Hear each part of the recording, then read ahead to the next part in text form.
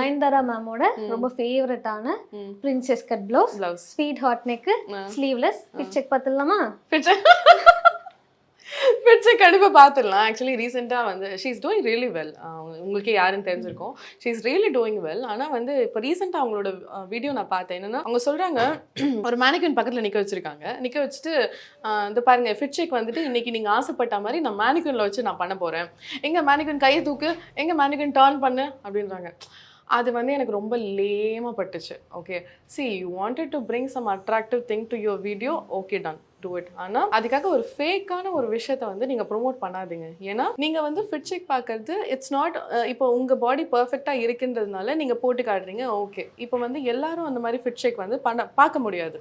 And also not everybody will be comfortable. அதே மாதிரி சில ட்ரெஸ்ஸஸ்லாம் இருக்கும், அதுக்கெல்லாம் மேனிக்வின் தான் தேவை.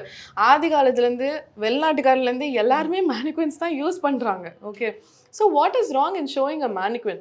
உங்களுக்கு அதை தவிர்த்து ஒரு ட்ரெஸ் போடணும் அப்படின்னா நீங்கள் போட்டு காட்டுறதுல தப்பு இல்லைன்னு நான் சொல்லலை. ஆனால் மேனிக்வினில் நீங்கள் காட்டவே முடியாது அப்படின்னா தட் இஸ் ஸோ ராங். ஏன்னா mannequin comes in different sizes.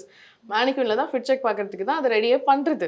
Okay, இப்போ முக்கால்வாசி வந்து கஸ்டமரோட மெஷர்மெண்ட்ஸுக்கு பண்ணுவோம், அவ்வளோதான். ஸோ அதில் வந்து அந்த ஃபிட் செக் பார்த்துடலாமா அப்படின்றது வந்துட்டு எனக்கு அது ரொம்ப லேமாக, நான் போட்டால் தான் அது வந்து ஃபிட் செக் பார்க்க முடியும். அது வந்து ரொம்ப லேமாக இருக்குது.